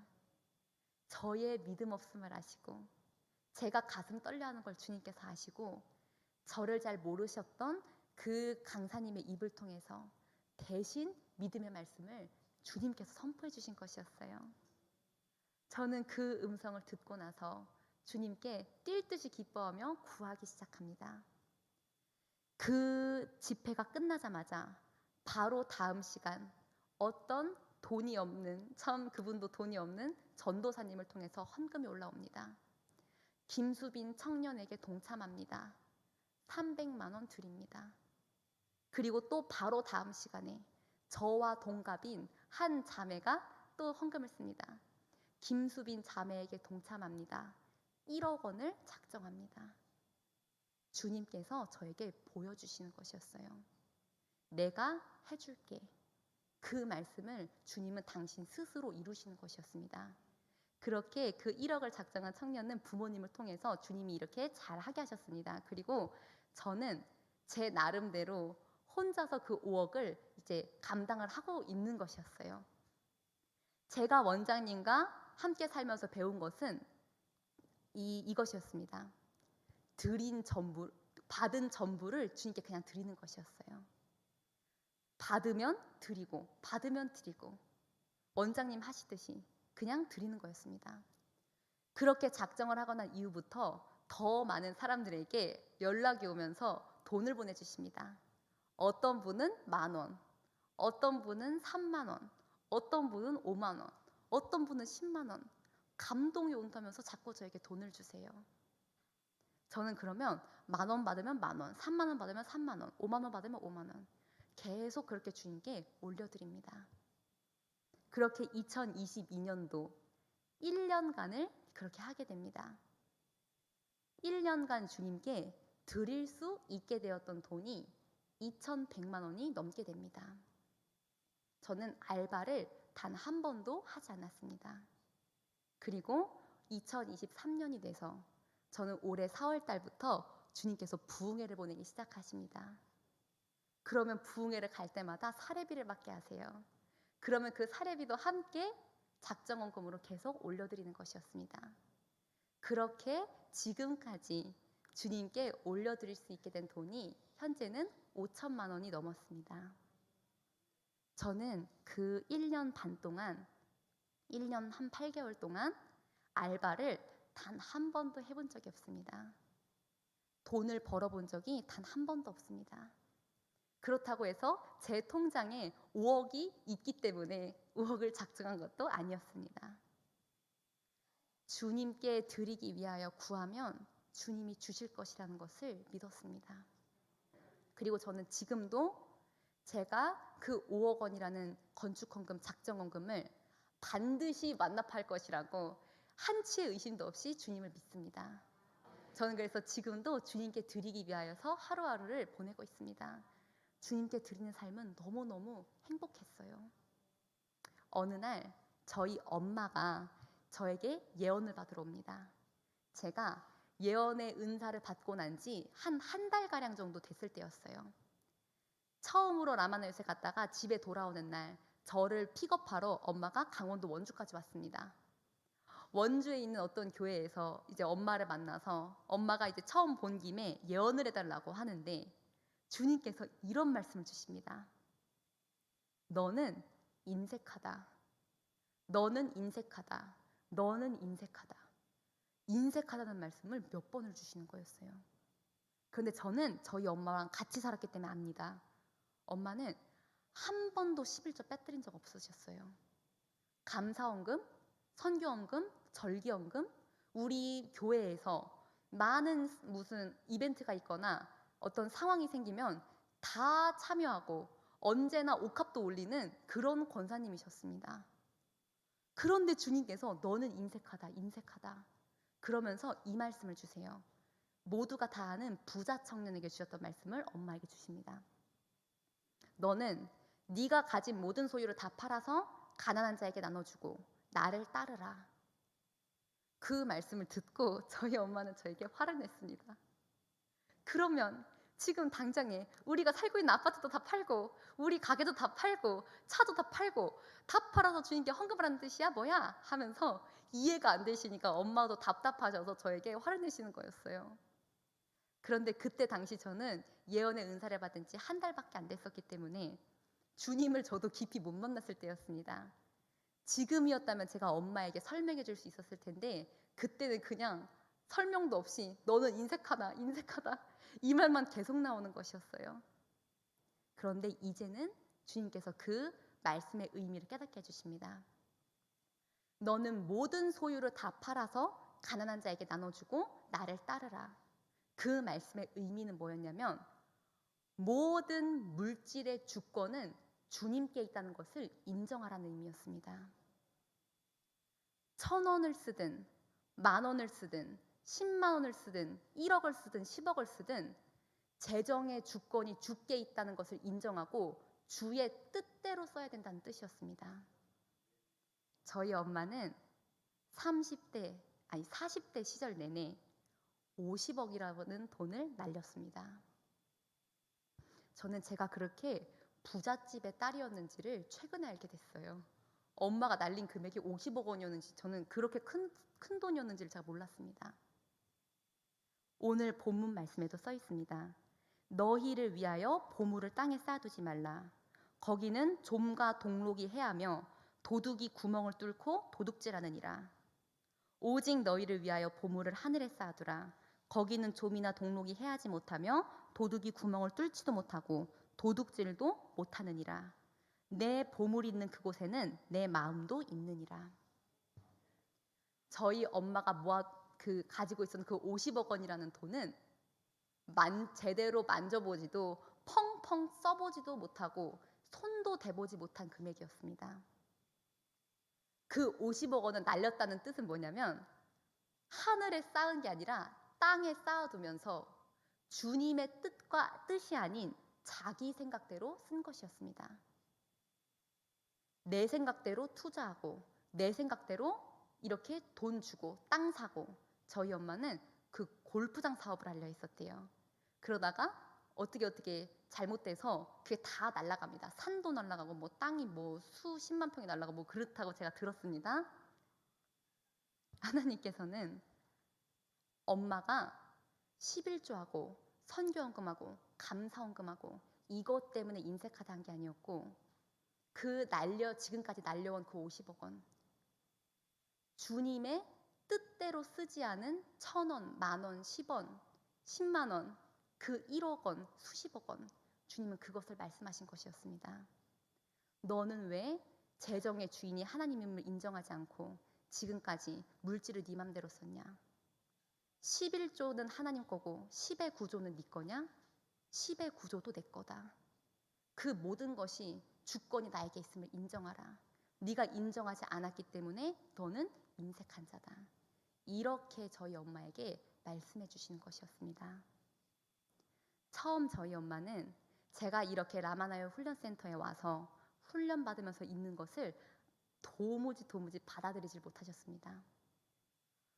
공부도 나름대로 잘한다 생각해서 기대도 컸고 꿈도 컸던 딸이 갑자기 대학이 떨어지고 재수를 하는 것도 아니고 일을 하는 것도 아니고 갑자기 산골에 있는 기도원으로 들어가서 훈련을 받는 것이었습니다.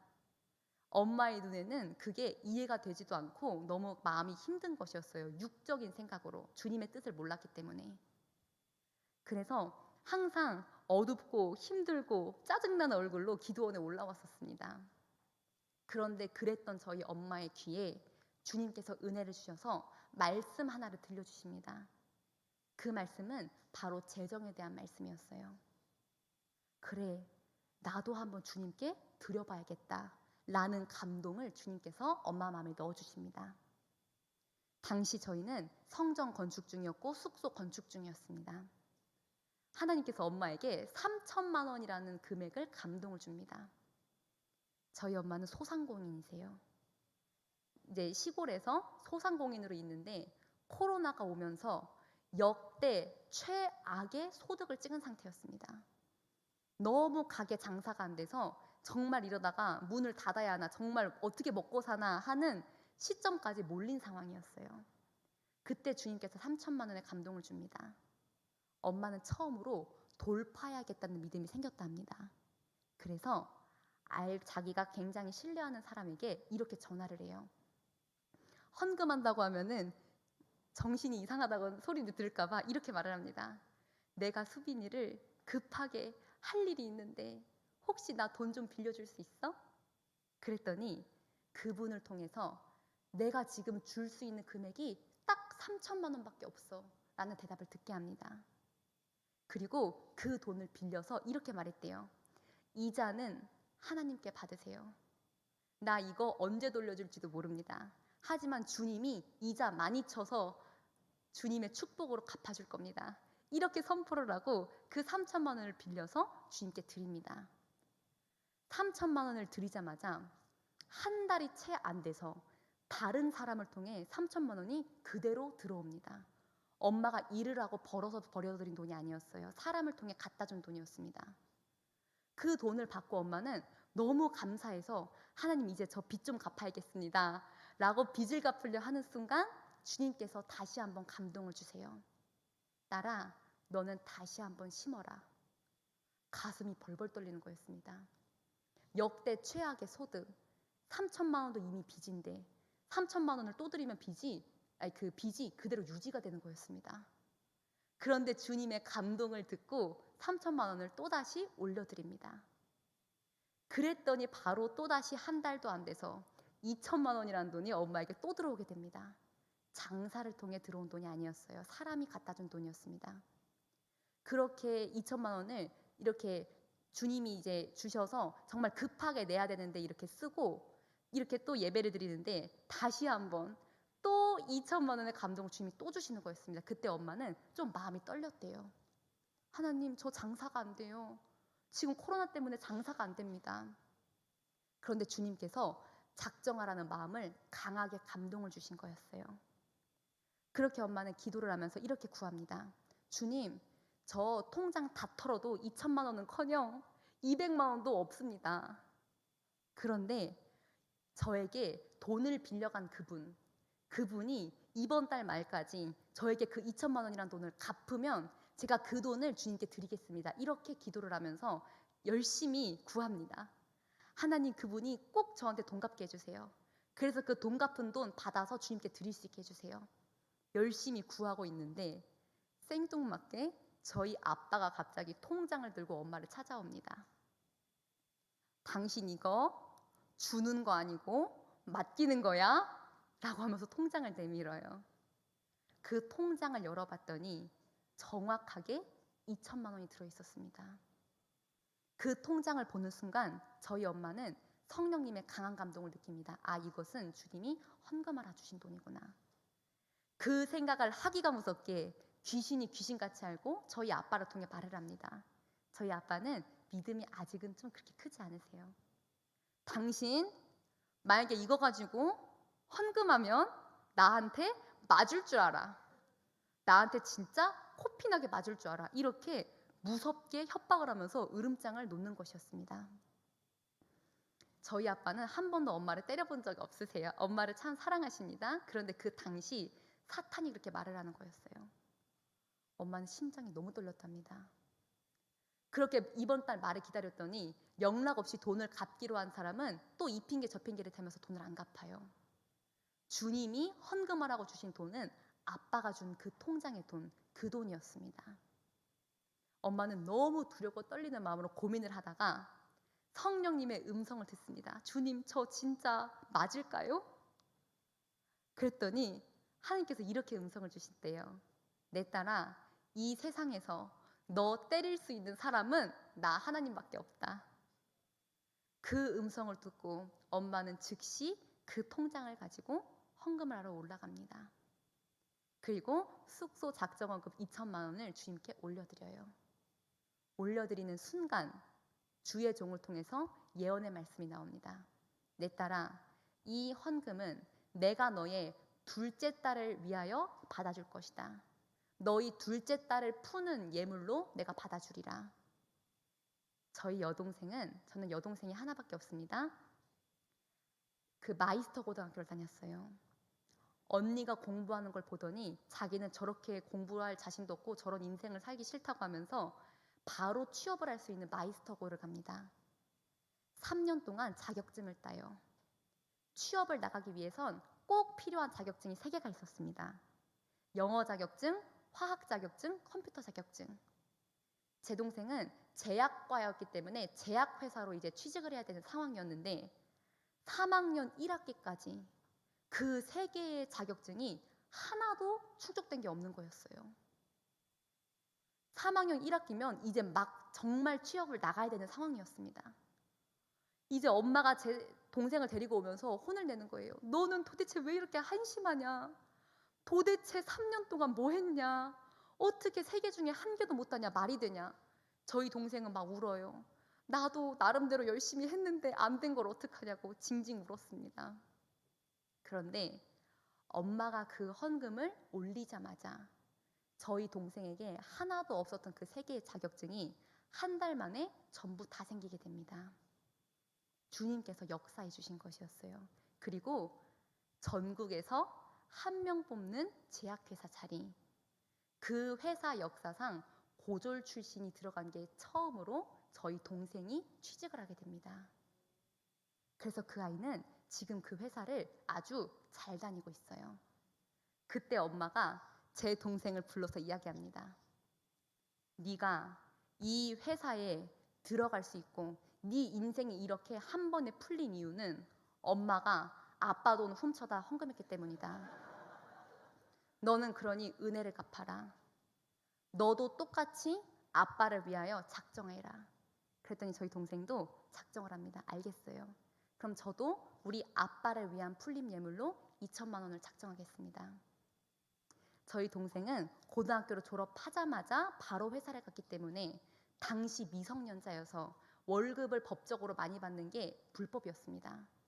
한 달에 180만 원 정도를 받았어요. 맨 처음 들어갔을 때. 그렇게 매달 받은 월급을 10원 한 장, 1원 한 장까지 매달 엄마에게 송금을 합니다. 받은 월급 전체를 다 드리는 거였어요. 그리고 일주일에 4만 원씩 엄마에게 용돈을 받아서 생활을 합니다. 한 달 드리고 2달 드리고 3달 드리고 계속 10에 10조를 엄마에게 다 송금합니다. 아빠를 위해서 아빠의 풀림 예물 2천만 원으로 심겠다고. 그렇게 심다가 어느 날은 이 아이가 좀 힘들었나 봐요. 이제 막 20살이 된 아이들이 직장 생활을 하면은 돈을 막 씁니다. 자기가 지금까지 먹고 싶었던 거, 입고 싶었던 거, 자기 주변에 있는 친구들은 돈을 펑펑 쓰는 것이었어요. 그런데 자기는 10원 한 장까지 엄마한테 송금을 다 하고 일주일에 4만 원씩 용돈 받아서 생활하는 거였습니다. 회사 기숙사에서 회사 밥 먹으면서. 그런데 주님께서 그 아이가 사이버 대학교를 다닐 때 그 대학을 통해 장학금을 줍니다. 장학금 500만 원이 들어온 거였어요. 제 동생은 하나님께 이렇게 얘기합니다. 하나님, 제가 주님께 드리기로 한 건 월급이지 장학금이 아닙니다. 저는 월급을 드리겠다고 했지 장학금 드리겠다는 적은 없습니다. 그래서 200만 원을 가지고 자기 오래된 핸드폰을 바꿀 계획을 세웁니다. 그리고 300만 원만 주님께 헌금하겠다고 이렇게 마음을 먹고 있었어요. 그래서 500만 원 장학금 받았다는 사실조차도 아무에게도 말 안 하고 숨기고 있었습니다. 그런데 그 아이 안에 있는 성령님이 양심의 가책을 줘요. 그래서 엄마에게 이실 직고합니다. 엄마, 사실 나 500만 원 장학금 받았어. 그런데 300만 원만 헌금하고 200만 원 가지고는 나 핸드폰 좀 살게. 그 아이도 이제 고등학교를 졸업하고 나서 쓰던 핸드폰을 계속 쓰고 있었습니다. 근데 그때 저희 엄마가 이렇게 권면을 해요. 얘야, 네가 나중에 주님의 간증자가 되었을 때 저는 모든 월급을 주님께 다 드렸지만 그 중에서 200만 원은 썼습니다. 너 이렇게 간증하고 싶니? 아니면 저는 정말 주님께 받은 모든 것을 주님께 다 올렸습니다. 너 이렇게 간증하고 싶니? 동생이 울어요. 울면서 말도 안 합니다. 그래서 집에 가서 침대에 누워서 이렇게 옆으로 누워서 혼자 울었대요. 그런데 마음이 너무너무 괴로워서 주님의 음성에 순종하겠다고 그 500만 원 전부를 엄마에게 송금을 합니다. 송금을 한 순간 자기 마음속에 그토록 불안하고 괴롭고 힘들었던 그 감정이 눈 녹듯이 사라졌다고 합니다. 그렇게 그 아이는 받은 장학금 500만 원을 합쳐서 현재 아빠를 위한 2천만 원 작정원금을 모두 끝냈습니다. 그리고 그 회사를 나올 때까지 받는 모든 금액의 10의 10조를 다 주님께로 올리기로 서원하고 지금 계속 그렇게 올려드리고 있습니다. 이것이 제 동생 20살 여자아이의 그 순종이었어요. 저희 동생은 라마나연 영성센터에 별로 와본 적이 없습니다. 왜냐하면 당시 고등학생이어서 학교를 가야 되기 때문에 못 왔던 거였어요. 하지만 엄마가 와서 재정의 기름 부음을 받고 재정을 돌파하고 언니도 와서 재정의 기름 부음을 받고 그 재정을 돌파했더니 똑같은 기름 부음이 저희 동생에게 그대로 흘러간 것이었습니다. 만약에 그냥 엄마가 딸 불러다가 너 이제부터 받은 모든 월급 다 엄마한테 10원도 남김없이 송금해라 라고 말하면 순순히 들을 아이가 과연 몇 명이나 될까요? 그 아이가 그렇게 주께 드릴 수 있게 된 것은 재정에 기름 부음이 있기 때문이었습니다. 저는 처음에 재정의 기름 부음이라는 말을 들었을 때 이렇게 생각합니다. 아, 이 재정의 기름 부음이라는 건 내가 하나님께 돈을 많이 받아서 내가 부자가 되면은 재정의 기름 부음을 받은 건가 보다. 그런데 훈련을 통해서 주님께서 제게 알려주십니다. 재정의 기름 부음의 의미는 내가 주님께 드릴 수 있는 수준, 내가 주님을 채워드릴 수 있는 수준이 나의 인간의 수준 그 이상으로 뛰어넘어 올라가는 것이 재정의 기름 부음이었습니다.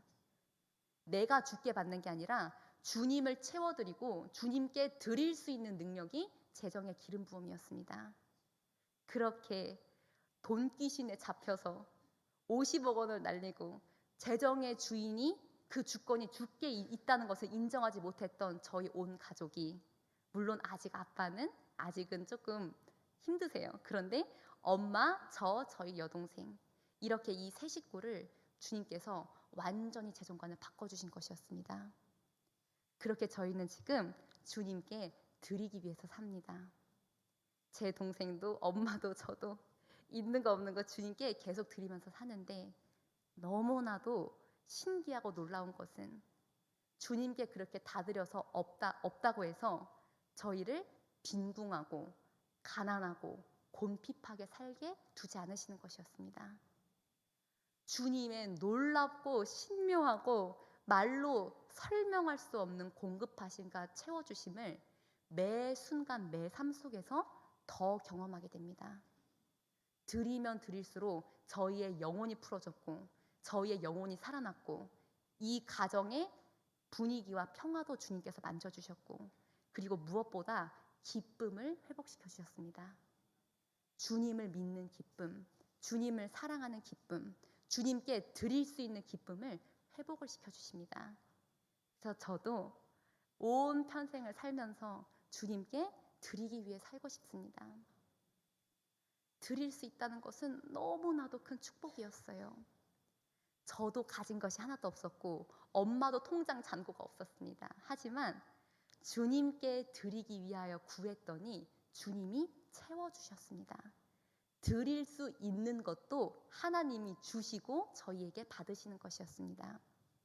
주님께서 이 시간에 여기 계신 많은 성도님들도 이런 도전을 통해서 풀릴 자들이 있다고 하십니다. 내가 가지고 있는 통장 잔고, 내가 가지고 있는 월급, 그 월급 중에서 생활비 빼고 공과금 빼고 전기세 빼고 다 빼고 생활비까지 다 제외한 다음에 남은 그 금액 내에서만 나는 주님께 드릴 수 있어 라는 그 생각을 버리라고 하십니다. 주께 드리고자 하는 마음으로 주님께 구하면 하나님께서 채워주신다고 하십니다. 그리고 주님께 드리면 드릴수록 그 기쁨과 평안과 감사와 감격, 주님을 사랑하는 그 행복을 주님께서 회복시켜 주신다고 하십니다. 하나님께서 저에게 한 가지 또 팁을 이렇게 전하라고 하십니다. 내가 지금 당장에 갑자기 1,000만 원을 빚을 내거나 2,000만 원 빚을 내거나 할 수 있는 이 믿음이 아직 도저히 안 된다면, 내가 평소에 한 달에 커피를 만약에 3번 사 먹는다면 한 번으로 줄이고 2번 값을 먼저 올려보라고 하십니다.